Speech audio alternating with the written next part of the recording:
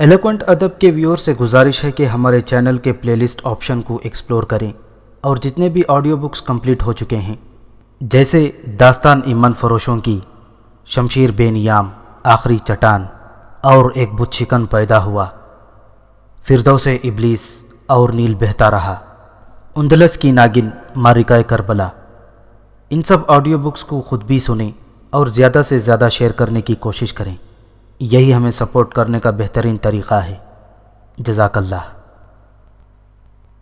بسم اللہ الرحمن الرحیم۔ سلطان مراد خان ثانی کے پاس سپہ سالار فرید بیگ 20,000 سپاہیوں کی شہادت اور قیدیوں کے بے رحمانہ قتل کی خبریں پہنچی تو اس نے ہونیاڈے سے انتقام لینے کے لیے 80,000 کی فوج روانہ کرنے کا فیصلہ کیا، لیکن اسے یہ معلوم نہ تھا کہ اس مرتبہ عیسائی دنیا ایک بار پھر پوری طرح متحد ہو کر بر اعظم یورپ سے ترکوں کو نکالنے کا فیصلہ کر چکی ہے۔ ترکوں کو شکست دینے اور بر اعظم یورپ سے نکالنے کے لیے یورپ میں اب کی مرتبہ ایسا جوش و خروش پیدا ہوا تھا کہ اس سے پہلے کبھی نہ دیکھا گیا۔ ہنگری کا بادشاہ لارڈ سلاس اور ہنگری کا سپہ سالار ہونیاڈے اس یلغار میں پیش تھے، اور فرید بیگ کے قتل کے بعد ان کی بہادری کے افسانے اس طرح یورپ میں پھیل گئے تھے کہ پورے یورپ کا ہر عیسائی نوجوان ان کی فوج میں شریک ہونے اور مجاہد کہلانے کے لیے بے تاب تھا۔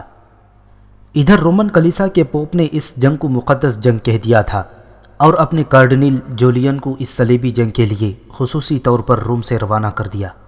کارڈنل جولین نے مشرقی اور مغربی یورپ کا طوفانی دورہ کیا اور ہر شہر میں مسلمانوں اور ترکوں کے خلاف بڑے روح پرور واز کیے۔ وہ جہاں جاتا مسلمانوں کے مظالم کی جھوٹی کہانیاں لوگوں کو سناتا اور یورپ کے عیسائیوں کو خواب غفلت سے بیدار ہونے کی تلقین کرتا۔ کارڈنل جولین نے 11ویں صدی کے پطرس ہرکیولیس کی زندگی کا مطالعہ کر رکھا تھا، جس نے اولین صلیبی جنگوں کی بنیاد رکھی تھی، اور سلطان صلاح الدین ایوبی رحمۃ اللہ علیہ کے مقابلے میں پورے یورپ کی عظیم فوج اکٹھی کر کے لے آیا تھا۔ پطرس ہرکیولیس بھی پادری تھا اور مسلمانوں کا سخت دشمن تھا۔ وہ اپنی جوان بیٹی کو ننگے سر اور پھٹے کپڑوں سمیت گلیوں میں پھراتا۔ اس کے عقب میں عیسائی راہبوں کی ایک فوج ہوتی۔ ان سب لوگوں نے گردنوں میں بڑی بڑی صلیبیں لٹکا رکھی ہوتی اور صلیب اعظم کو سب سے آگے رکھتے۔ وہ لوگوں کو بتاتے کہ مسلمانوں نے صلیب اعظم کو کوڑوں سے پیٹا ہے اور مقدس صلیب کی توہین کی ہے۔ پطرس ہرکیولیس کے نقش قدم پر چلتے ہوئے جولین نے بھی وہی انداز و اطوار اختیار کیے اور یورپ کے باشندوں کو بتایا کہ تمام عیسائی دنیا ترکوں کے ہاتھوں تباہ ہونے والی ہے، اور اگر اس وقت بھی عیسائی نوجوان میدان جنگ میں نہ اترے تو مسیح کا نام لیوا کوئی بھی دنیا میں نہ بچے گا۔ چنانچہ بہت جلد Hungary, Serbia, Wallachia, Poland, Germany, Italy, France, Austria اور بوسنیا کی فوجیں ہونیاڈے کے جھنڈے تلے جمع ہونا شروع ہو گئیں۔ ابو جعفر کا خاص مہرہ سکندر بیگ انہی حالات میں البانیہ کی طرف روانہ ہوا تھا۔ سکندر بیگ مختصر وقت کے لیے اپنی جاگیر میں رہا۔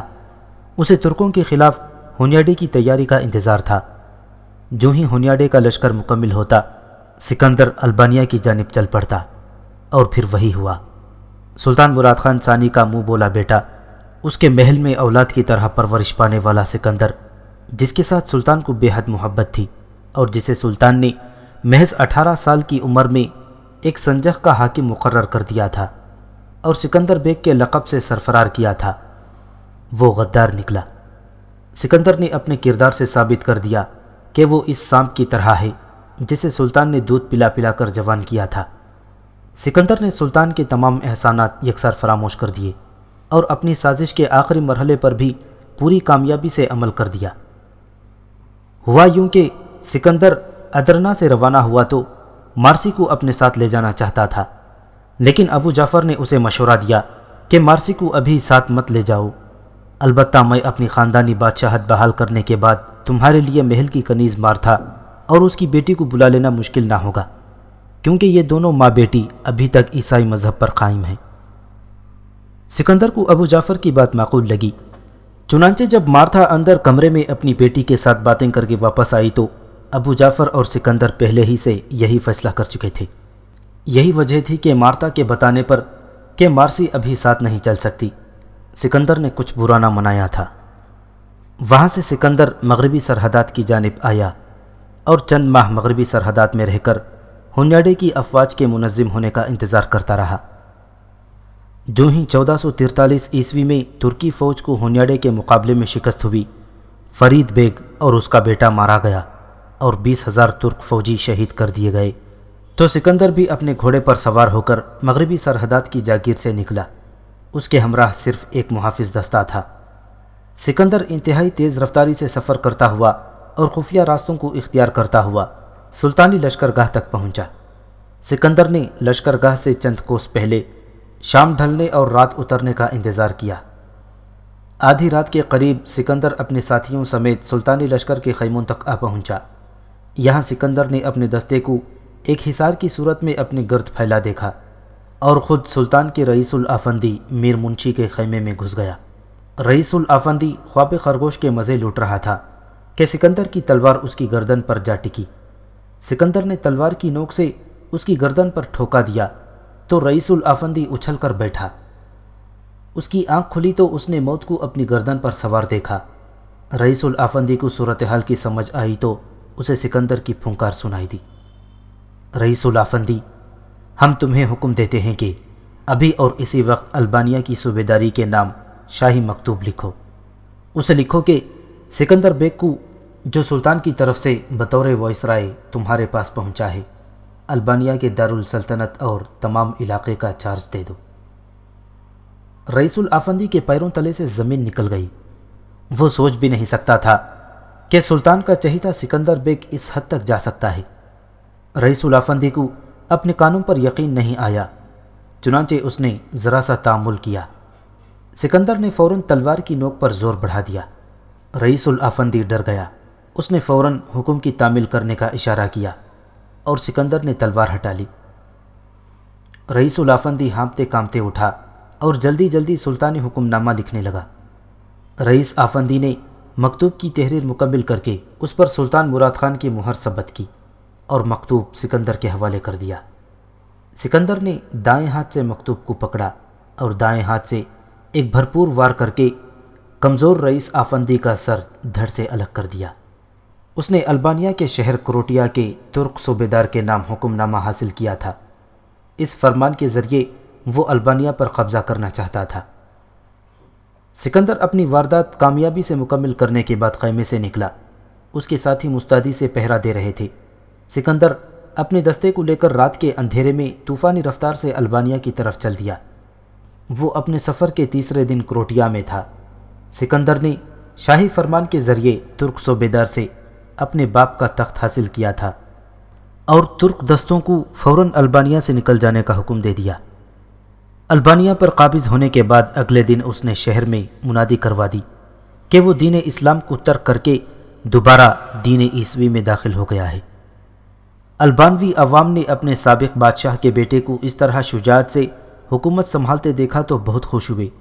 انہوں نے سکندر بیگ کو ہاتھوں ہاتھ لیا اور ذوق و شوق سے اس کی فوج میں بھرتی ہونے لگے۔ سلطان مراد خان ثانی کے لیے ترک سالار فرید بیگ کی شکست کے بعد یہ اطلاع ایک بہت بڑا صدمہ ثابت ہوئی۔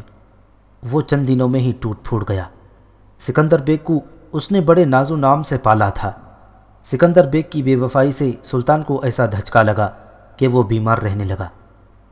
آج کل ابو جعفر کے چہرے پر بیک وقت خوشی بھی تھی اور سنسنی بھی، کیونکہ اس کی تیار کردہ سازش بھرپور طریقے سے کامیاب ہوئی تھی۔ ابھی سلطان ان جھٹکوں سے ذہنی طور پر سنبھل بھی نہ پایا تھا کہ سلطان کے پاس ایک اور بری خبر پہنچی۔ اس کی سلطنت کے ایشیائی حصے ایشیائی کوچک کے شہر قونیہ میں قیصر کے جاسوسوں نے ایک بہت بڑی بغاوت کی سازش کو مکمل کر لیا تھا۔ قونیہ کے سرداروں نے اعلان بغاوت بلند کیا تو سلطان جیسے نیند سے بیدار ہو گیا۔ یہ تیسری بری خبر بیمار سلطان کے لیے پیغام موت کے بجائے نوید زندگی بن گئی۔ وہ آندھی اور طوفان کی طرح اٹھا اور اپنی تلوار نیام سے نکال کر سیدھا دربار سلطنت کی طرف بڑھا۔ اب اس کا خون کھول رہا تھا۔ اس نے مسند شاہی پر بیٹھتے ہی فوراً دربار طلب کیا۔ خاصے دار دوڑتے چلے گئے اور چند لمحوں بعد عثمانی دربار میں تمام بڑے بڑے وزیر، امراء اور سالار جمع ہو گئے۔ آج ہر شخص کے چہرے پر تجسس صاف دیکھا جا سکتا تھا۔ دربار میں اس قدر سناٹا تھا کہ سوئی گرنے کی آواز بھی سنی جا سکتی تھی۔ سلطان ایک لخت اپنی تلوار زمین پر ٹکا کر اٹھ کھڑا ہوا اور شیر کی طرح گرج کر بولا، عمائدین سلطنت، وزراء، عمراء اور سپاہیوں، ہمارے پاس پے در پے بری خبریں پہنچ رہی ہیں۔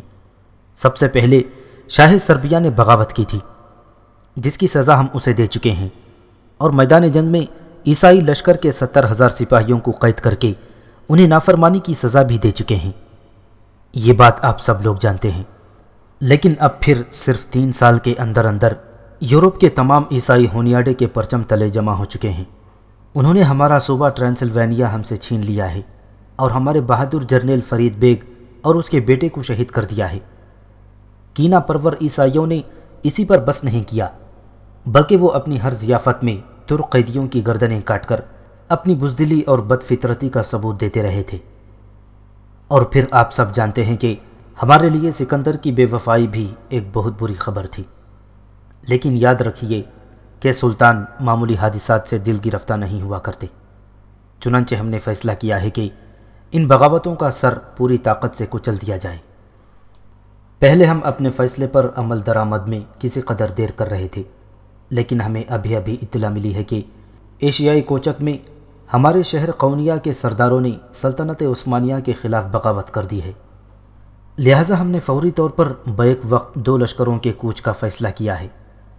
ایک 80,000 افواج پر مشتمل لشکر شہاب الدین پاشا کی سرکردگی میں یورپ کی جانب روانہ ہوگا، اور دوسرا لشکر لے کر میں خود قونیہ کی بغاوت کا خاتمہ کرنے کے لیے ایشیائی کوچک کی طرف جاؤں گا۔ چنانچہ تمام سالاروں، سپاہیوں اور عمائدین سلطنت کو یہ حکم دیا جاتا ہے کہ ابھی اور اسی وقت سے ان دونوں لشکروں کی تیاری میں مصروف ہو جائیں۔ سلطان مشتعل تھا، اس نے جذبات میں پوری تقریر کر ڈالی۔ وہ اپنی بات ختم کر کے مسند شاہی پر بیٹھ گیا۔ دربار میں مکمل خاموشی چھائی ہوئی تھی۔ سب لوگ سلطان کے اچانک فیصلے سے حیران تھے، لیکن یہ بہت بڑا فیصلہ تھا۔ بیک وقت دور دراز کے 2 محاذوں پر 2 بڑے لشکر روانہ کرنا کوئی معمولی بات نہ تھی۔ دربار میں کچھ دیر تک خاموشی رہی، پھر ایک وزیر سلطنت نے اٹھ کر ادب سے عرض کی، سلطان معظم کا فیصلہ یقیناً دور اندیشی پر مبنی ہے، لیکن اگر سلطان معظم پہلے ہونیاڈے کی بغاوت اور پھر ایشیائی کوچک کی بغاوت ختم کرنے پر توجہ فرمائیں تو شاید دونوں محاذ آسانی سے فتح کیے جا سکتے ہیں۔ وزیر سلطنت نے کامتے لرزتے اپنا مشورہ دیا تھا۔ سلطان مشورہ سن کر مسکرا دیا اور نرم لہجے میں کہنے لگا، ہم ایسا ہی کریں گے۔ شہاب الدین پاشا کا لشکر ابھی صفیں درست نہ کر پائے گا کہ میں قونیہ کی بغاوت فرد کر کے اس کے ساتھ آ ملوں گا۔ وزیر سلطنت سلطان کا جواب سن کر مطمئن ہو گیا۔ اب سلطان کے چہرے کی سختی دور ہو گئی تھی، اور دربار میں موجود لوگ حالات حاضرہ پر کھسر پسر کرنے لگے تھے۔ اتنے میں سلطان کی خاص فوج یعنی چری کا سپہ سالار آگے بڑھا اور مؤدب لہجے میں سلطان سے مخاطب ہوا، سلطان معظم، میرے لیے کیا حکم ہے؟ سلطان نے جواب دیا، تم بھی شہاب الدین پاشا کے پرچم تلے یورپ کی مہم پر جاؤ گے۔ میرے ہمراہ یعنی چری کے صرف 5,000 سپاہی چلیں گے، جبکہ باقی دوسری فوج ہوگی۔ سلطان کی بات مکمل ہوئی تو سپہ سالار پھر بولا، سلطان معظم کے ہمراہ یعنی چری کے کون سے 5,000 دستے کو مقرر کیا جائے؟ سلطان نے کچھ دیر خاموشی سے سوچا، اور پھر اچانک اس کے چہرے پر چونکنے کی سی کیفیت پیدا ہو گئی۔ اس نے حکم دیا، وہ عرب نوجوان کہاں ہے جس نے تہوار والے روز سکندر بیگ کو شکست دی تھی؟ اسے فوراً بلاؤ اور ہمارے ہمراہ تیاری کا حکم دو۔ یعنی چری کے سپہ سالار نے تعمیل کے انداز میں سر ہلایا اور پیچھے ہٹ گیا۔ اس کے بعد کئی گھنٹے تک دربار میں لشکروں کی روانگی سے متعلق بات چیت ہوتی رہی۔ اس دوران قاسم بن حشام کو بھی بلوا لیا گیا تھا۔ قاسم سلطان کے سامنے نمودار ہوا تو اس نے سلطان کی توجہ اپنی طرف کھینچ لی۔ سلطان نے قاسم کو اپنے سامنے طلب کیا اور کہا، قاسم بن حشام، تم ہمارے ساتھ پرسوں صبح قونیہ کی مہم پر روانہ ہو رہے ہو۔ تمہیں اس سلسلے میں کچھ کہنا ہو یا تمہیں کسی چیز کی ضرورت ہو تو بلا تعامل کہہ سکتے ہو۔ قاسم نے ادب سے سلطان کی بات سنی اور کہا، سلطان معظم، آپ کے زیر سایہ مجھے کسی چیز کی ضرورت نہیں۔ آپ کی ہم رکابی میں جہاد کرنا میرے لیے زندگی کی سب سے بڑی سعادت ہے۔ آپ مجھے پرسوں علی صبح سارے لشکر سے پہلے پائیں گے۔ البتہ قاسم نے کچھ کہنا چاہا لیکن جھجک گیا۔ وہ پہلی بار کسی سلطان کے دربار میں حاضر ہوا تھا، یہی وجہ تھی کہ الفاظ اس کی زبان پر اٹک رہے تھے۔ سلطان نے فوراً کہا، ہاں ہاں کہو، تم کیا کہنا چاہتے ہو؟ قاسم نے جھجکتے ہوئے زبان کھولی۔ سلطان معظم، میں صرف ایک عاجزانہ سا مشورہ پیش کرنا چاہتا ہوں۔ سلطان معظم، ایک لشکر سالار شہاب الدین پاشا کی سرکردگی میں یورپ کی جانب روانہ کر رہے ہیں اور خود ایشیائی کوچے کی مہم پر روانہ ہونا چاہتے ہیں۔ مجھے اندیشہ ہے کہ ادرنا کو خالی کر دینے سے قیصر قسطنطنیہ کو یہاں اپنی ریشہ دیوانیوں کا کھلا موقع مل جائے گا۔ میں محسوس کرتا ہوں کہ ادرنا میں بعض خفیہ ہاتھ سلطان معظم کے خلاف سازش میں مصروف ہیں۔ یہ وہی ہاتھ ہیں جنہوں نے سکندر بیگ کو بغاوت کے لیے تیار کیا ہے۔ سلطان قاسم کی بات سن کر چونک گیا۔ اس کی آنکھوں میں چیتے جیسی چمک نظر آئی اور وہ اپنی مسند پر سنبھل کر بیٹھ گیا۔ اس کی آنکھیں قاسم پر جمی ہوئی تھیں اور وہ کوئی اہم بات سوچ رہا تھا۔ تھوڑی دیر بعد سلطان نے کہا، قاسم بن ہشام، ہم تمہاری بصیرت کی داد دیتے ہیں۔ یہاں ہمارے پرانے اور دانشمند ساتھی بھی موجود ہیں، لیکن تم نے ان سب سے زیادہ اپنی آنکھیں کھلی رکھی ہیں۔ ہم نے ابھی فیصلہ کیا ہے کہ ہم تمہیں ہمارے ہمراہ قونیہ لے کر نہیں جائیں گے۔ ہم تمہیں اپنے پیچھے ادرنا میں شاہی سراغ رساں مقرر کرتے ہیں۔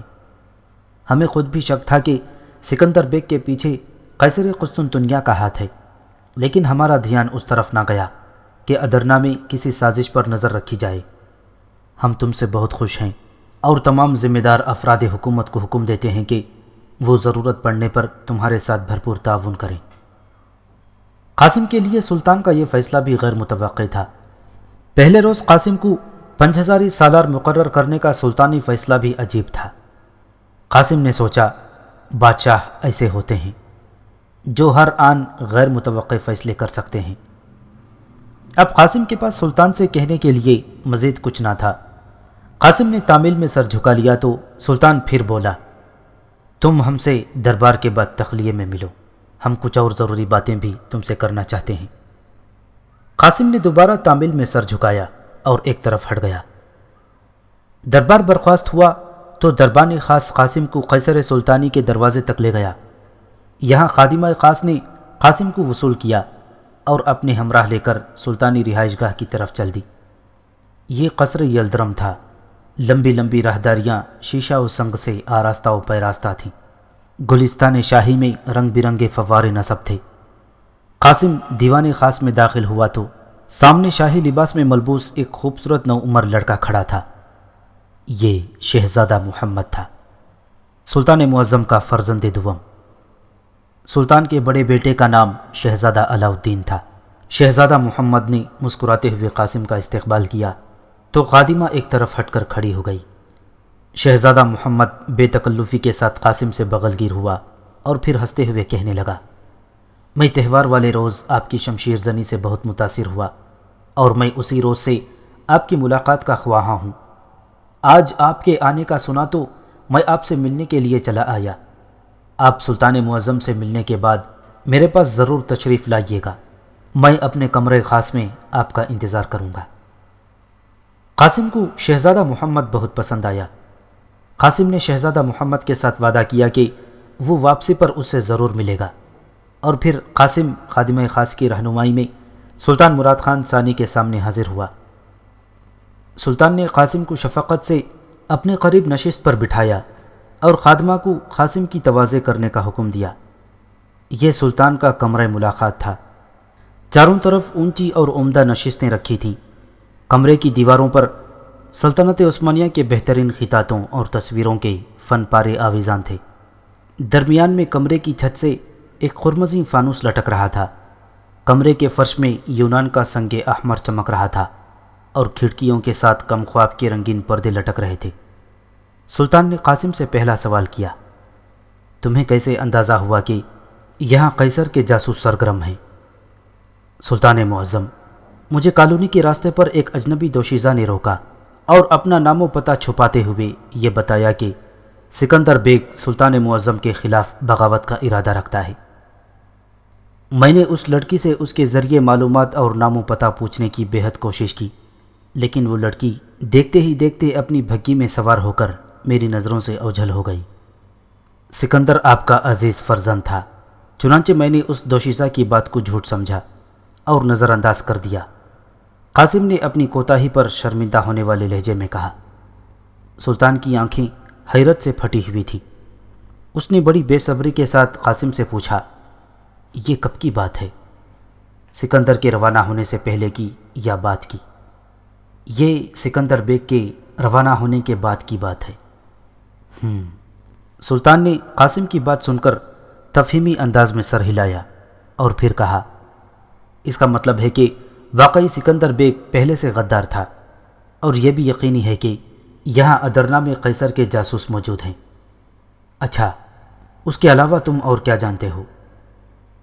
قاسم نے کسی قدر جھجکتے ہوئے جواب دیا، اس کے علاوہ میری نظر یعنی چری کے چند سالاروں پر بھی ہے، جن کے بارے میں مجھے شک ہے کہ وہ باغیانہ خیالات کے مالک ہیں، اور چند دیگر اشخاص بھی میرے خیال میں مشکوک ہیں، لیکن ابھی تک میرے سامنے صحیح صورتحال واضح نہیں۔ اب جب کہ آپ نے میری ذمہ داری ہی یہی مقرر کر دی ہے تو میں انشاءاللہ سر دھڑ کی بازی لگا کر بھی اس سازش کا کھوج نکال لوں گا۔ بہت خوب، ہمیں تم سے یہی توقع ہے۔ ہم چاہتے ہیں کہ قونیہ سے واپس آئیں تو ہمیں قیصر کے جاسوسوں کے پکڑے جانے کی خوشخبری سناؤ۔ پہلے ہم قونیہ سے سیدھا یورپ روانہ ہونے کا ارادہ رکھتے تھے، لیکن اب ہم نے فیصلہ کیا ہے کہ ہم ایک بار قونیہ سے ادرنا واپس آئیں گے اور غداروں کو عبرتناک سزا دیں گے۔ ہم تمہارے تعاون کے لیے اپنے خفیہ محکمے کے سربراہ بہرام کو بھی مقرر کر دیں گے اور کوتوال شہر کو بھی ہدایات جاری کر دیں گے۔ قاسم نے کچھ سوچتے ہوئے سلطان سے کہا، سلطان معظم، آپ نے سر دربار مجھے شاہی سراغ رساں مقرر فرمایا ہے۔ اس سے یقیناً ادرنا میں مصروف جاسوسوں کو میرے بارے میں خبر ہو جائے گی اور وہ محتاط ہو جائیں گے۔ میں چاہتا ہوں کہ آپ بہرام خان اور کوتوال شہر کو میرے بارے میں ہدایات جاری نہ کریں۔ میں چاہتا ہوں کہ اپنے دشمنوں کو بے خبری کے عالم میں پکڑوں۔ سلطان مراد خان ثانی درویش فطرت انسان تھا اور ایک بہادر سپاہی تھا۔ اسے کسی بھی طرح کی گھناؤنی سازشیں نہ آتی تھیں، لیکن سلطنت کے علماء اور دانشور سلطانی بصیرت کی تدبیر کے قائل تھے۔ سلطان نے غالباً اپنی دور اندیشی کا ثبوت دیتے ہوئے بہرام کوتوال شہر کو بتانا چاہا، لیکن قاسم نے اسے منع کر دیا۔ اس نے قاسم کے مشورے کو فوراً قبول کر لیا۔ اس کے بعد دیر تک قاسم اور سلطان غداروں کی چھان بین کے موضوع پر بات کرتے رہے۔ کافی دیر بعد جب قاسم سلطان سے ملاقات کر کے لوٹا تو شہزادہ محمد کمرے میں اس کا منتظر تھا۔ وہ قاسم کو دیکھتے ہی اس کا استقبال کرنے کے لیے اٹھا اور اسے اپنے قریب مسہری پر بیٹھنے کا اشارہ کیا۔ محترم قاسم بن ہشام، اس دن مقابلے کے دوران اگر ہماری کنیز کی بیٹی بروقت آپ کو خبر نہ کر دیتی تو سکندر آپ کا سر قلم کر چکا ہوتا۔ شہزادہ محمد کی بات سن کر قاسم حیرت سے اچھلا۔ کنیز؟ کون کنیز اور کون سی بیٹی؟ میں آپ کی بات سمجھا نہیں شہزادہ حضور۔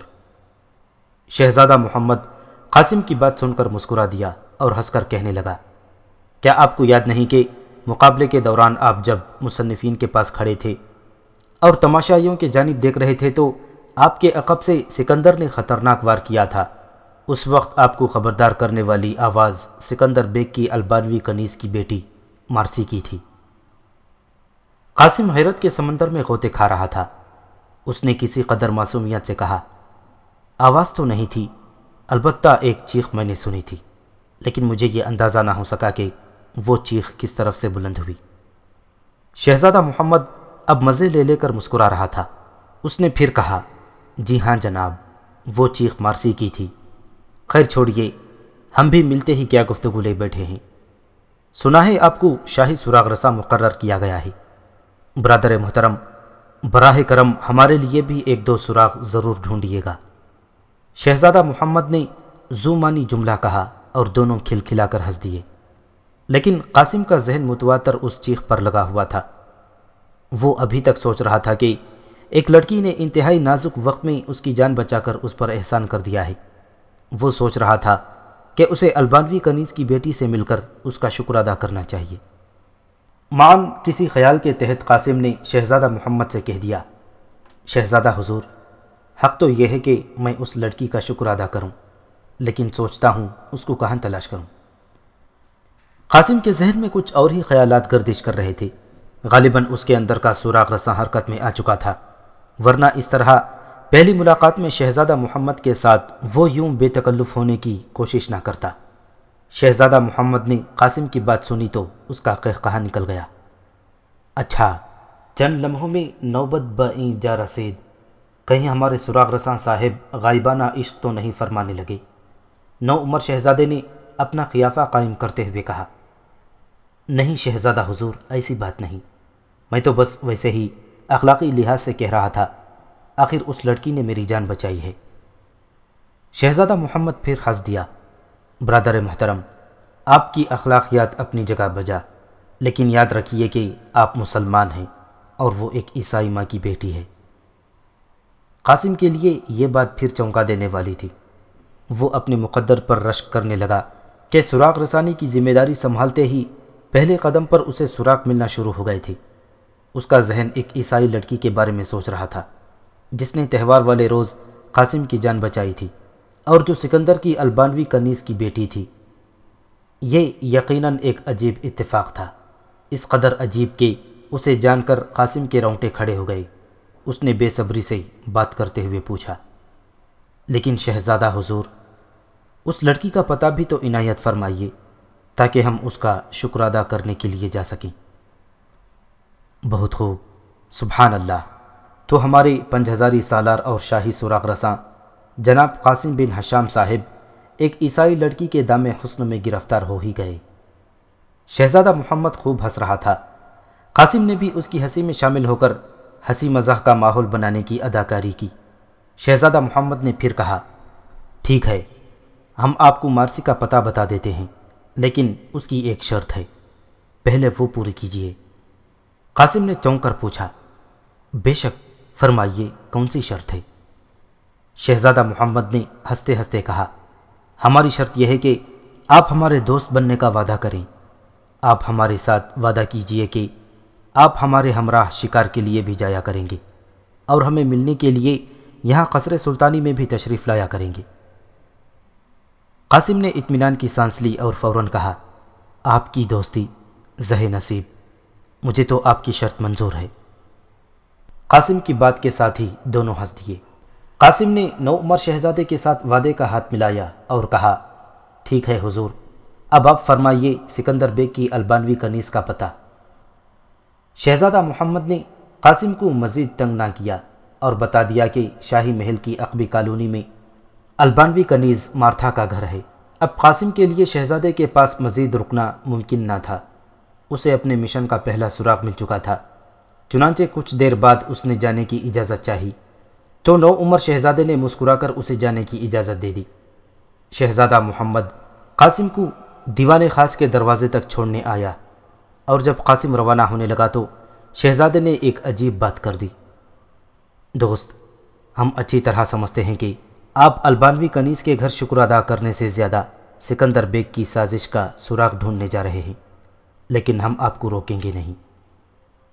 قاسم نے خفیف نظروں سے شہزادے کی طرف دیکھا اور دل ہی دل میں اس کی بصیرت کی داد دی۔ قاسم نے سوچا کہ سلطان مراد خان ثانی کی نسبت اس کا بیٹا محمد زیادہ ذہین اور صاحب بصیرت تھا۔ پھر قاسم نے شہزادے کو سلام کیا اور محل سے نکل کر چلا گیا۔ اب اس کے دماغ میں سنسنی کے گھوڑے دوڑ رہے تھے۔ وہ چاہتا تھا کہ جلد سے جلد مارسی سے مل لے۔ جوں جوں وقت گزرتا جا رہا تھا اس کا یہ یقین پختہ ہوتا چلا جا رہا تھا کہ مارسی ہی وہی لڑکی ہے جو اسے زیتون کے باغات میں ملنے کے لیے آئی تھی۔ ابھی شام ہونے میں کچھ دیر تھی اور وہ رات کے اندھیرے میں مارتھا کے گھر جانا چاہتی تھی۔ چنانچہ اس نے وقت گزارنے کے لیے اپنے گھوڑے کا رخ گھر کی جانب موڑ دیا۔ گھر پر اس کا بھائی طاہر موجود تھا۔ قاسم گھر میں داخل ہوا تو بچے دوڑ کر آئے اور اس کی ٹانگوں سے لپٹ گئے۔ اب اس کے بھتیجے اس کے ساتھ پوری طرح مانوس ہو چکے تھے۔ وہ گھر آتا تو اس کے ساتھ اچھلنے کودنے لگتے۔ اس کے والدین بھی ادرنا کی زندگی سے مطمئن تھے کیونکہ یہاں وہ اپنے دونوں بیٹوں بہو پوتوں کے ساتھ تھے۔ قاسم کی ماں زیادہ بوڑھی نہ تھی، وہ ایک دیندار عورت تھی۔ یہی وجہ تھی کہ اس کے دونوں بیٹے مذہبی خیالات کے مالک تھے۔ قاسم اپنے کمرے میں بچوں کے ساتھ کھیلنے میں مصروف تھا کہ طاہر داخل ہوا۔ سنا ہے آج سلطان نے بلوایا تھا تمہیں؟ آپ کو کیسے معلوم ہوا؟ میں نے تو کسی سے ذکر نہیں کیا، قاسم نے کسی قدر حیرت سے کہا۔ مجھے تمہارے دوست 10,000 سالار آغا حسن نے بتایا ہے، طاہر نے مسکراتے ہوئے جواب دیا اور قاسم کے قریب ہی فرش پر بیٹھ گیا۔ جی ہاں، سلطان بیک وقت 2 لشکر روانہ کر رہا ہے، ایک ہونیاڈے کے مقابلے میں یورپ کی جانب اور دوسرا قونیا کی بغاوت فرد کرنے کے لیے، قاسم نے بتایا۔ تمہیں کون سے لشکر میں شامل کیا گیا ہے؟ مجھے سلطان نے حکم دیا ہے کہ میں یہیں رہ کر قیصر کے جاسوسوں کا کھوج لگاؤں، اس نے مجھے شاہی سراغ رساں مقرر کیا ہے، قاسم نے کسی قدر جھجکتے ہوئے بتایا۔ یہ کیا بات ہوئی؟ شاہی سراغ رساں؟ کیا تم اب 5,000 سالار نہیں رہے؟ طاہر نے حیرت سے پوچھا۔ قاسم نے کہا، نہیں، ایسی بات نہیں، دراصل میں نے خود سلطان کو بتایا تھا کہ ادرنا میں قیصر کے جاسوس موجود ہیں۔ تب قاسم کو ایک خیال آیا اور اس نے اپنے بھائی سے سوال کر دیا، بھائی جان، ابو جعفر کے بارے میں آپ کیا جانتے ہیں؟ وہی ابو جعفر جو ایک بار ہمارے گھر آیا تھا۔ طاہر نے سنسنی زدہ نظروں سے قاسم کی جانب دیکھا اور کچھ دیر سوچنے کے بعد دھیمے سے لہجے میں کہنے لگا، میں تو یہی جانتا ہوں کہ وہ بغدادی دروازہ کی مسجد کا خطیب ہے۔ ہاں، البتہ یہ بھی سنا ہے کہ اس کے تعلقات دربار شاہی تک پھیلے ہوئے ہیں۔ طاہر کی بات سن کر قاسم درمیان میں بول پڑا، نہیں، کیا آپ یہ جانتے ہیں کہ وہ ادرنا میں کہاں سے آیا ہے؟ اس کا حدود اربع کیا ہے؟ اور یہ کہ کیا ادرنا میں اس کا کوئی رشتہ دار بھی ہے؟ طاہر کچھ سوچنے لگا، اب اس کے ماتھے پر سوچ کی شکنوں کا بسیرا تھا۔ اس نے چند ثانیے خاموش رہنے کے بعد کہا، جہاں تک مجھے معلوم ہے ادرنا میں ابو جعفر کا کوئی رشتہ دار نہیں، یہ شخص عرب کا باشندہ ہے اور پچھلے کئی سالوں سے یہاں ادرنا میں مقیم ہے۔ یہ جان کر کہ ابو جعفر کا کوئی رشتہ دار ادرنا میں نہیں، قاسم کی آنکھوں میں چمک پیدا ہو گئی۔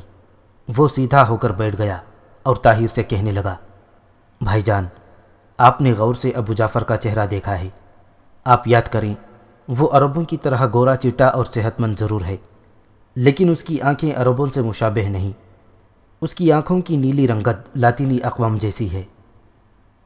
قاسم کی بات سن کر طاہر ہنس دیا، ارے بھائی، تم تو سچ مچ جاسوس بن گئے، اتنی دور دور تک کی کوڑیاں لانے لگے، تمہیں وہم ہو رہا ہے، ابو جعفر یہاں 20 سال سے مقیم ہے، آج تک تو کسی نے اس پر شک نہیں کیا، اب تم ہو کہ اسے عرب ماننے کے لیے بھی تیار نہیں ہو، حالانکہ وہ عمدہ لہجے میں عربی بولتا ہے۔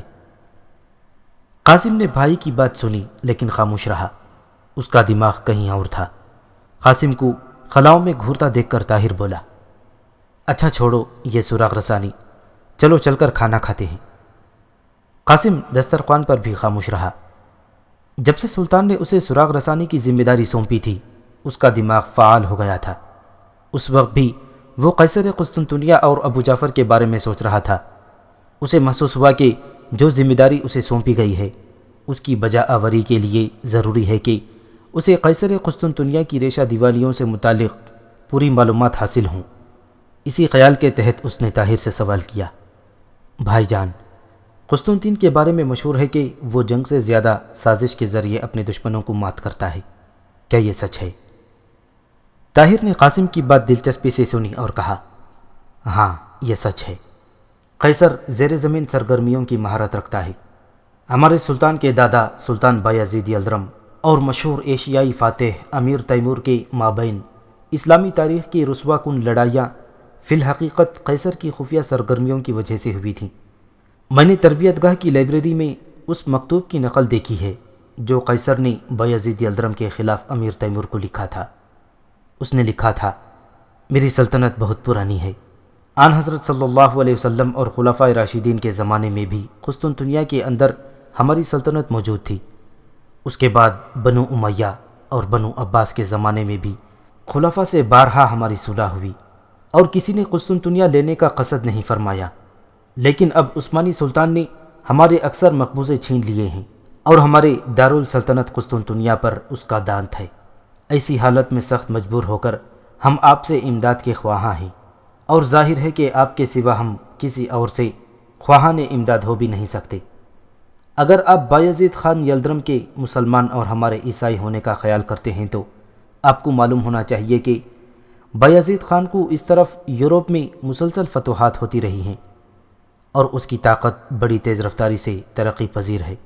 وہ بہت جلد اس طرف سے مطمئن اور فارغ ہو کر آپ کے مقبوضہ ممالک پر حملہ آور ہوگا، اور اس وقت آپ کو اس کے زیر کرنے میں مشکلات کا سامنا ہوگا۔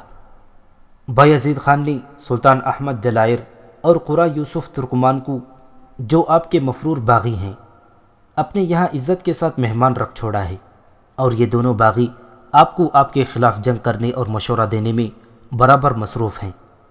یہ بات بھی آپ کے لیے کچھ کم بے عزتی کی نہیں ہے کہ آپ کے باغی سلطان بایزید کے پاس اس طرح عزت و احترام کے ساتھ رہیں اور آپ ان کو واپس طلب نہ کر سکیں۔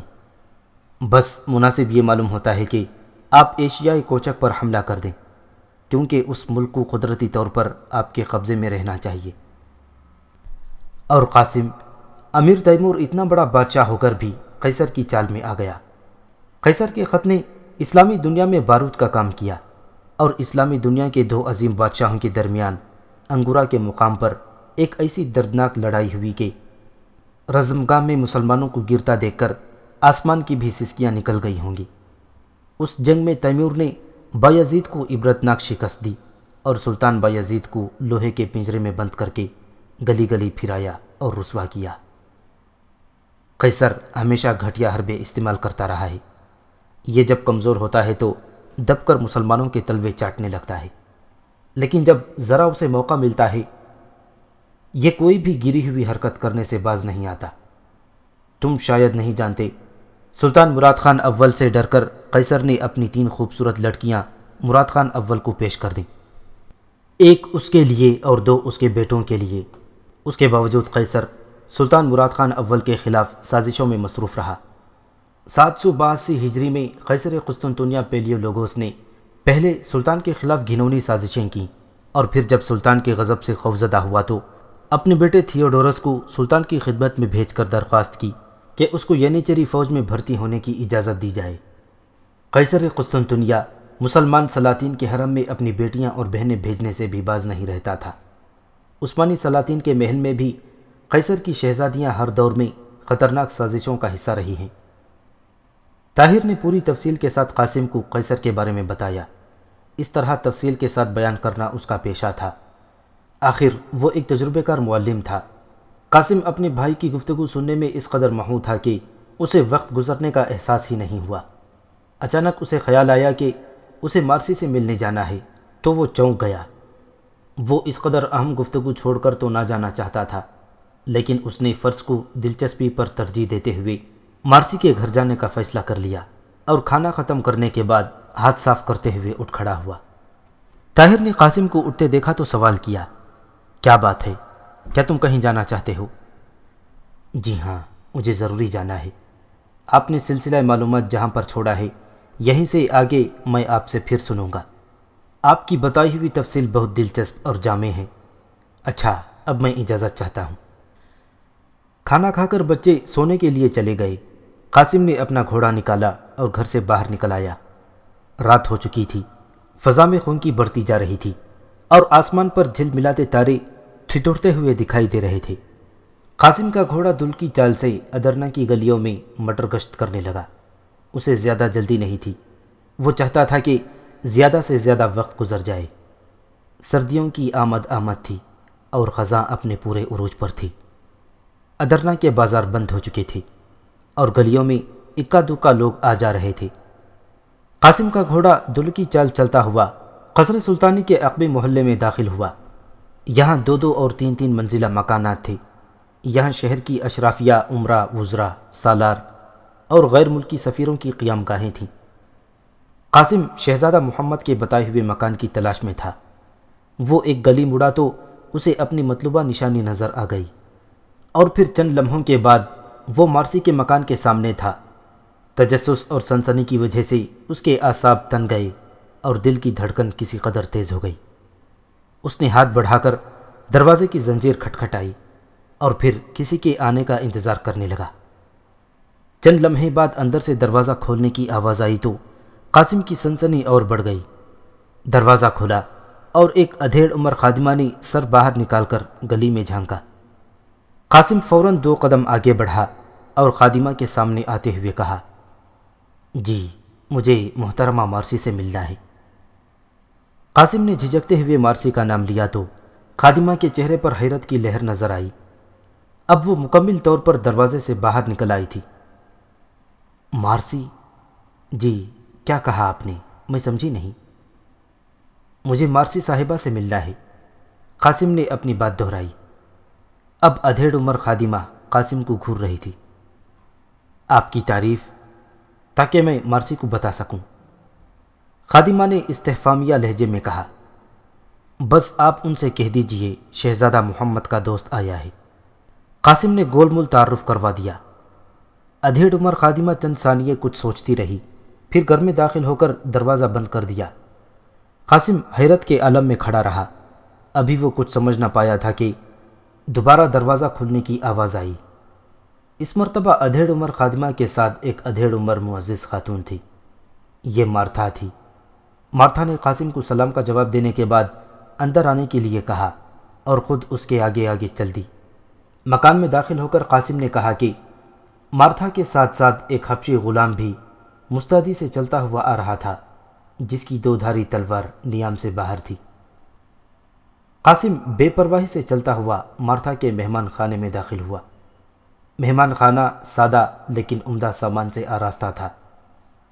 اس کمرے میں مسلمانوں کی روایات کے خلاف لکڑی کی کرسیاں رکھی تھیں۔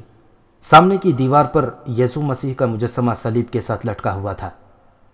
مارتھا قاسم کے ساتھ کرسی پر بیٹھنے کے بجائے کھڑی رہی اور کھڑے کھڑے قاسم سے سوال کیا، محترم نوجوان، کیا تم بتا سکتے ہو کہ تم میری بیٹی سے کیوں ملنا چاہتے ہو؟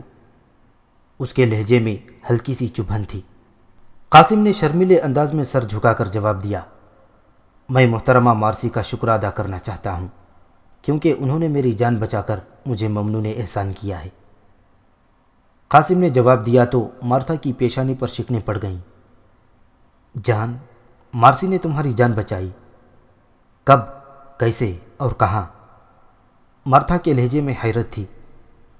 قاسم نے مسکراتے ہوئے جواب دیا، دراصل میرا سکندر بیگ کے ساتھ شمشیر زنی کا مقابلہ ہوا تھا، اور عین اس وقت جب بے خبری میں سکندر مجھ پر وار کرنے لگا تھا، مارسی نے بآواز بلند مجھے پکارا، اور جملہ ابھی قاسم کی زبان پر تھا کہ اچانک مارسی کمرے میں داخل ہوئی۔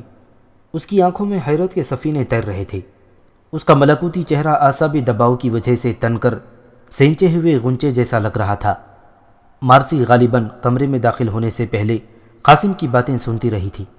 وہ پھٹی پھٹی آنکھیں لیے اندر داخل ہوئی اور قاسم کے سامنے آ کر کھڑی ہو گئی۔ قاسم بھی مارسی کے احترام میں اٹھ کر کھڑا ہو گیا۔ مارسی نے پلکیں ٹپ ٹپاتے ہوئے قاسم سے کہا، آپ غالباً وہی نوجوان ہیں جنہوں نے تہوار والے روز سکندر بیگ کو شکست دی تھی، میں نے آپ کو وہاں دیکھا تھا۔